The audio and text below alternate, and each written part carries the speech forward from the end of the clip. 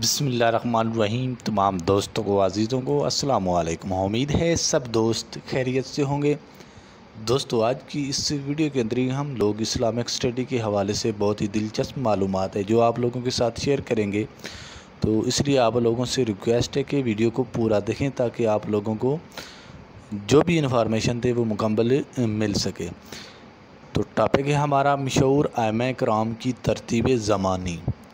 तो जो मशहूर आइम्मा कराम हैं, फ़िक़ह कराम हैं, जिन्होंने मशहूर किताबें लिखी हैं हदीस की, तो उनके हवाले से मालूमात है।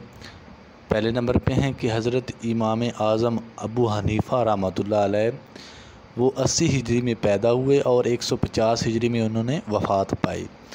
इसी तरह हज़रत इमाम मालिक रहमतुल्लाह अलैह 93 हिजरी में पैदा हुए और 179 हिजरी में उन्होंने वफ़ात पाई। इसी तरह हज़रत इमाम शाफ़ी रहमतुल्लाह अलैह 150 हिजरी में पैदा हुए और 204 हिजरी में वफ़ात पाई। और हज़रत इमाम अहमद बिन हम्बल रहमतुल्लाह अलैह 164 हिजरी में पैदा हुए और 241 हिजरी में वफ़ात पाई। आगे इनके हवाले से कि कौन किसका शागिर्द था वो भी नीचे मालूमात आप लोगों के साथ शेयर करूँगा।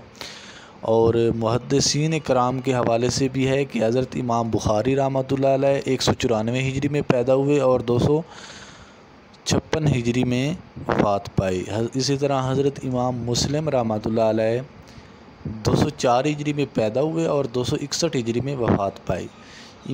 हज़रत इमाम अबू दाऊद रहमतुल्लाह अलैह 202 हिजरी में पैदा हुए और 275 हिजरी में वफ़ात पाई। और आगे नेक्स्ट हज़रत इमाम अहमद इब्न माजा रहमतुल्लाह अलैह ने भी 209 हिजरी में पैदाइश उनकी है और 273 हिजरी में उन्होंने वफ़ात पाई। इसी तरह हज़रत इमाम तिरमिज़ी रहमतुल्लाह अलैह ने 209 हिजरी में पैदाइश है उनकी और 279 हिजरी उनकी वफ़ात है। और छठे नंबर पे हज़रत इमाम निसाई रहमतुल्लाह अलैह, उन्होंने 215 हिजरी में उनकी पैदाइश है और 303 हिजरी में उनकी वफ़ात है। ये नीचे कुछ अहम मालूमात है कि जिस साल हज़रत इमाम आज़म अबू हनीफ़ा का इंतकाल हुआ उसी साल हज़रत इमाम शाफ़ी पैदा हुए और हज़रत इमाम अहमद बिन हम्बल हज़रत इमाम शाफ़ी के शागिर्द थे। इसी तरह हज़रत इमाम बुखारी, हज़रत इमाम मुस्लिम और हज़रत इमाम अबू दाऊद ये सारे हज़रत इमाम अहमद बिन हम्बल के शागिर्द थे। और हज़रत इमाम अहमद बिन हम्बल की किताब मसनद अहमद हदीस की तादाद के एतबार से सबसे बड़ी किताब है, जो सही बुखारी से तकरीबन 3-4 गुना बड़ी है। तो ये मशहूर मुहद्दिसीन इकराम हैं जिन्होंने हदीस की बहुत बड़ी बड़ी किताबें लिखी हैं।